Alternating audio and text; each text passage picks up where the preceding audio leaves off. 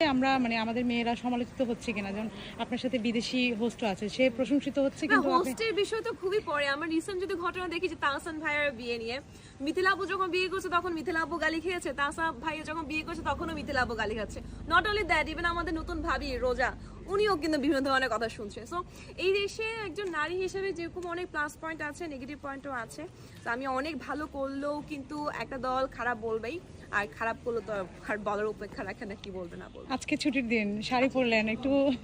হ্যাঁ, আজকে তো ছুটির দিন, আজকে রান্না বান্নার দিন, আজকে আমরা রান্না বান্না করেছি, আজকে আমাদের পিকনিক, সবাই মিলে এখন খাওয়া দাওয়া করবো। এই তো মজার একটা দিন। ওকে, ফ্যানদের উদ্দেশ্যে কিছু বলার আছে, যেহেতু আপনারা অনেক ফ্যান, গুগলি ফ্যান, অনেকের সাথে ছবি তোলেন। ফ্যানদের উদ্দেশ্যে একটাই বলার ইচ্ছা কথা, সেটা হচ্ছে যদি স্মিতা চৌধুরীকে জাজ করতে হয়, স্মিতা চৌধুরীর presentation, way of talking, sense of humour, এগুলো নিয়ে জাজ করবেন। সৌন্দর্য, চেহারা যেগুলো এআই দিয়ে এডিটেড, ওগুলো দিয়ে জাজ করবেন না।